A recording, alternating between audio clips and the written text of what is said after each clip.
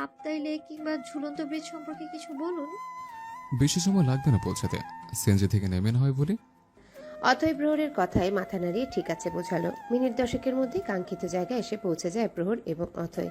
প্রহর ভাড়া মিটিয়ে দিল। অথই চারিদিকে তাকিয়ে দেখছে, কত লোকের সমাগম।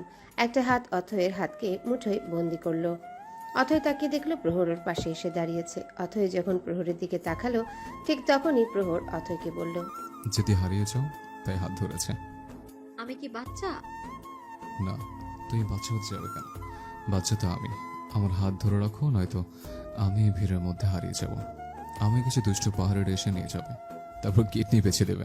প্রহর ব্যঙ্গাত্মক কথায় শুনে অথই হেসে বলল, হয়েছে, আর কিছু বলতে হবে না, এখন চলুন তাড়াতাড়ি যাই। প্রহর অথয়ের হাত ধরে এগিয়ে যাচ্ছে। যেতে যেতে কাপ্তাই লেক এবং ঝুলন্ত ব্রিজ সম্পর্কে বলছে অথয়কে।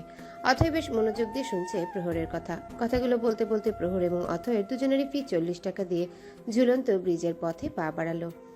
কিসের টাকা দিলেন? ঝুলন্ত ব্রিজে ঢোকার সময় কর্পোরেশন লোকদের জনপ্রতি 20 টাকা করে দিতে হয়।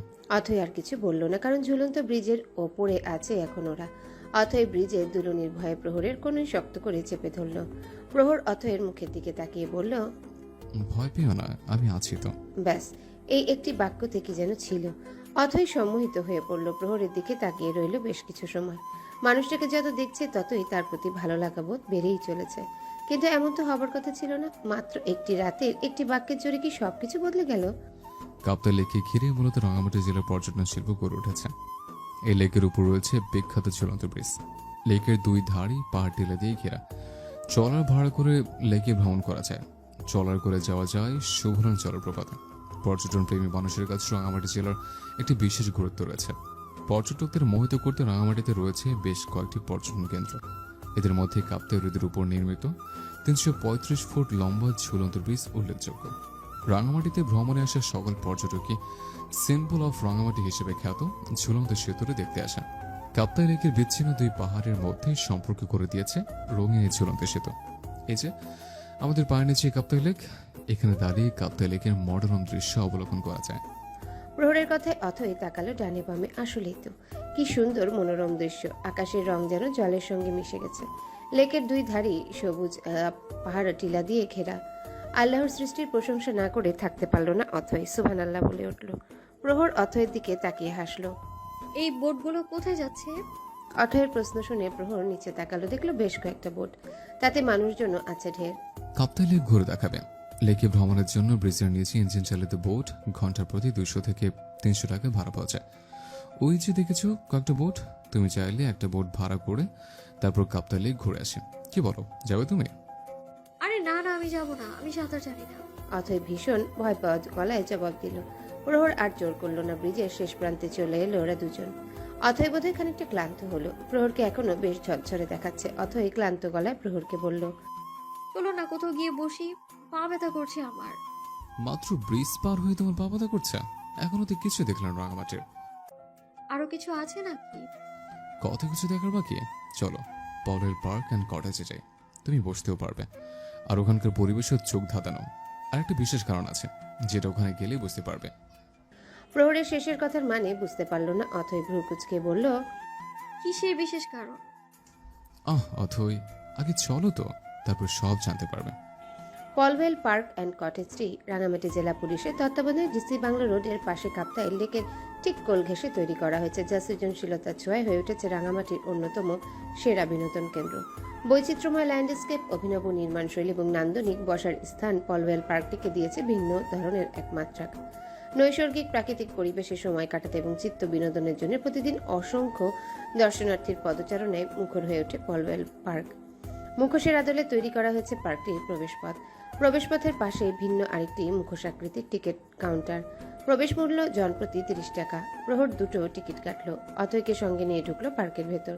পার্কে ঢোকার পর অথয়ের চোখ পড়ল রাঙামাটি জেলা পুলিশ নারী কল্যাণ সমিতি কর্তৃক পরিচালিত প্রদর্শনী ও বিক্রয় কেন্দ্র। এখানে কি মেলা হচ্ছে?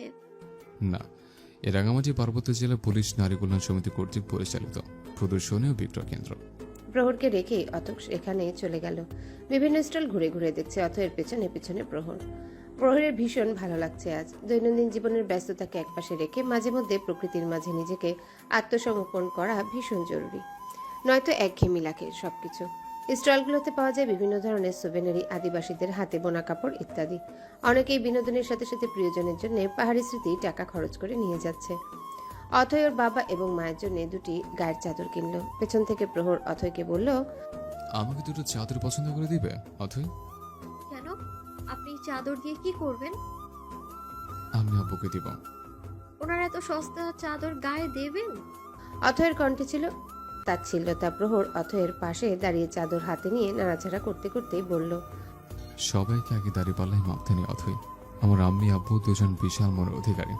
এই যে বললেন না ওনারা তো সস্তা চাদর গায়ে দেবেন কিনা, ওনারা এই চাদর গায়ে জড়িয়ে থাকবেন, কারণ আমি আমার দেয়া সকল কিছুতেই আমার আম্মি এবং আব্বুর কাছে পৃথিবীর সকল কিছুর ঊর্ধ্বে।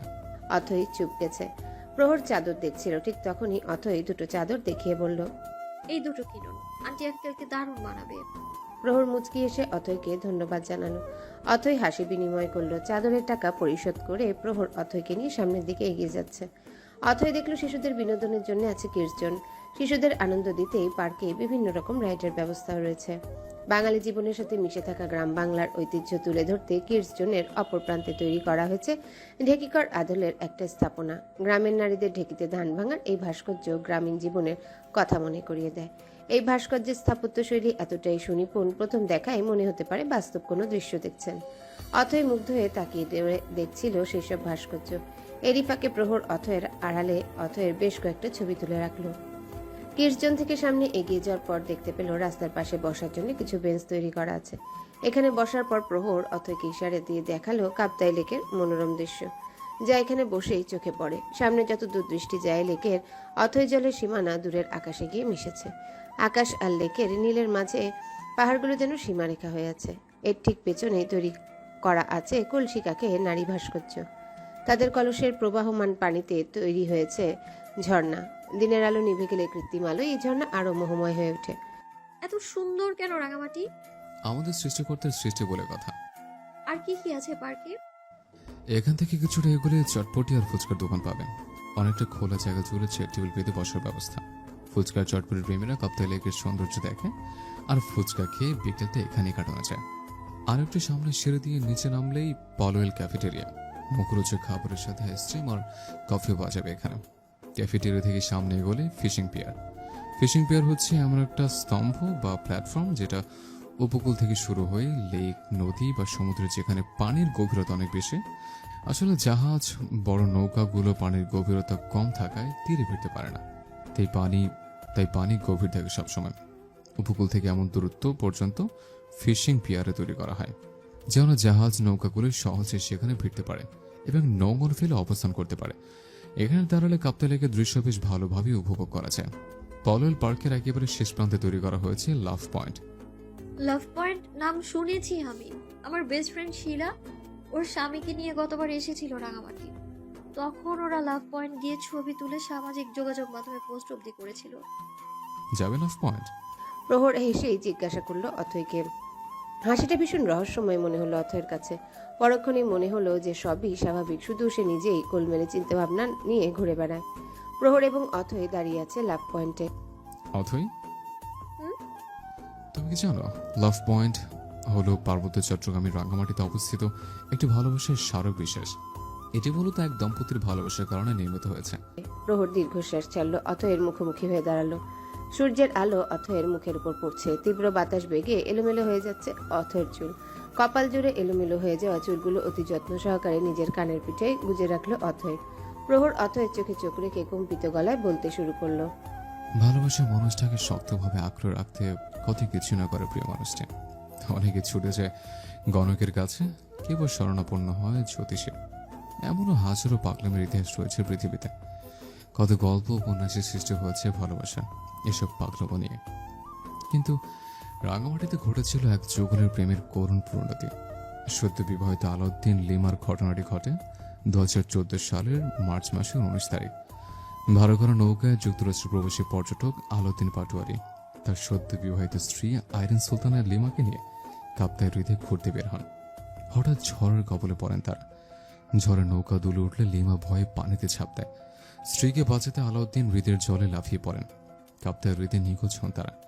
এ ঘটনার পর 2 দিন ধরেই দম্পতির খোঁজ পুরো কাপ্তাই চষে ফেলেন ডুবুরে আর উদ্ধারকারী দল। তৃতীয় দিন সকালে রাঙামাটির অন্যতম পর্যটন স্পট ঝুলন্ত ব্রিজের অদূরে হৃদে ভেসে ওঠে দুজনের মরদেহ। এক অন্যকে জড়িয়ে ধরা অবস্থা ছিলেন তারা। মরণা যেন পারেনি দুজনকে আলাদা করতে। ভালোবাসার এমন বিরল দৃশ্য পার্বত্য শহর রাঙামাটিকে মানুষকে আপ্লুত করে। শুধুই দম্পতি নয়, সারা পৃথিবীর সব প্রেমিক প্রেমিকার চিরন্তন ভালোবাসার প্রতি সম্মান জানিয়ে রাঙামাটির এসপি আলমগীর কবির উদ্যোগে এবং পার্বত্য চট্টগ্রাম উন্নয়ন বোর্ডের পরিকল্পনায় নির্মিত হয় লাভ পয়েন্ট। আলাউদ্দিন লিমার ভালোবাসার গভীরতা তাদেরকেও ছুঁয়ে যায়। পৃথিবীতে মানবের শাশ্বত ভালোবাসার মাহাত্ম্য নতুন করে তারা উপলব্ধি করেন। এখন কেউ বা চুবিসারে কেউ বা প্রিয়জনের হাত ধরে লাভ পয়েন্টে ঝুলিয়ে দিয়ে আসে তালা, আর চাবি ছুঁড়ে ফেলে হৃদের জলে। এভাবেই ভালোবাসার মানুষটিকে আঁকড়ে রাখার চিরন্তন চেষ্টায় থাকেন প্রিয় মানুষটি। বেঁচে থাকুক পৃথিবীর সকল ভালোবাসা, পূর্ণতা পাক আলাউদ্দিন লিমার মতো অকৃত্রিম ভালোবাসা। অথয়ের চোখে জল চিকচিক করছে। প্রহর অদূর আকাশের দিকে তাকিয়ে আছে। ভালোবাসা যতটা হৃদয় ঘটিত শব্দ, ঠিক ততটাই প্রাণঘাতীও বটে। ভালোবাসা হারিয়ে যাওয়ার ভয়কে জয় করতে না পেরে কত মানুষ স্বেচ্ছায় মৃত্যুবরণ করেছে তারই আত্মা নেই। হুট করে প্রহর অথয়ের সামনে হাঁটু গেড়ে বসলো। অথই বিস্মিত হয়ে তাকিয়ে রইল প্রহরের পানে। আশেপাশে অনেকের দৃষ্টির কেন্দ্রবিন্দু ওরা দুজন। অথই চায় না ওর জীবনে এমন একটা মুহূর্ত আসুক। সে চায় না প্রহরকে খালি ফিরিয়ে দিতে, কিন্তু প্রহরকে পাশে নিয়ে সারা জীবন বয়ে বেড়ানোর মতো শক্তিও যে নেই। এই দৃশ্য যেন কেবল তার চোখের ভ্রম হয়। চোখ বন্ধ করে কেবল সৃষ্টিকর্তার কাছে দোয়া করেই যাচ্ছিল। ঠিক তখনই অথই শুনতে পেল, তোমাকে আমি ভালোবেসে ফেলেছি অথই। কবে কখন মনের অজান্তে এমন অঘটন ঘটে গেছে টেরই পেলাম না। তোমার সঙ্গে চুটিয়ে প্রেম করার স্বাদ আছে আমার, বৌদ্ধ প্রেম চেয়ে আমার। উইল ইউ ম্যারি মি অথই? প্রহর অথয়ের সামনে হাঁটু গেড়ে প্রেম নিবেদন করলো। আশেপাশের অনেক দম্পতি কিংবা ট্যুরে আসা লোকজন তাদের দুজনকে ঘিরে দাঁড়িয়ে আছে। কেউ কেউ সিটি বাজাচ্ছে। প্রহরের ঠোঁটের কোণে হাসি আর অথয়ের চোখের কোণে জল। অথয় চায়নি কখনো ওর জীবনে এমন মুহূর্ত আসুক, কিন্তু সেই মুহূর্তে অনাকাঙ্ক্ষিতভাবেই চলে এসেছে। এই যে প্রহর তার মুখ থেকে একটি হ্যাঁ শোনার জন্য দাঁড়িয়ে আছে, এখন তাকে কি জবাব দিবে? কি জবাব দিলে মানুষটা কষ্ট পাবে না? আর সে নিজেকে কি বলে সান্ত্বনা দিবে? মানুষটাকে মনের অজান্তেই মন দিয়ে ফেলেছে। যেই প্রহর মির্জাকে দু চোখে সহ্য হতো না, সেই প্রহর মির্জাকেই আজ ভালো লাগছে। মনে হচ্ছে তাকে নিয়ে বাকি জীবনের পথ চলা হোক। আই এম সরি, আমি অন্য কারোর সাথে কমিটেড। কথাটা বলে অথই দুহাত দিয়ে মুখ ঢেকে হাউমাউ করে কেঁদে ফেলল। প্রহর স্তব্ধ হয়ে গেছে। আশেপাশে সবার মাঝে নেমে এসেছে নীরবতা। অথই কাঁদতে কাঁদতে প্রহরকেই বলছে, আপনি কেন আমায় পছন্দ করলেন? আমার যে ভীষণ অপরাধ বোধ হচ্ছে। প্রহরের মনে এতদিন একটু হলেও আশা ছিল অথয়কে সে পাবে, কোনো না কোনো একদিন অর্জন করতে পারবে, কিন্তু আজ সেই সব আশায় ধুলোয় মিশে গেছে। প্রহর উঠে দাঁড়ালো, চোখের কোণে জমে আসা জলকে মুছে ফেলল। অথয়ের সামনে এসে শান্ত সুরে বলল,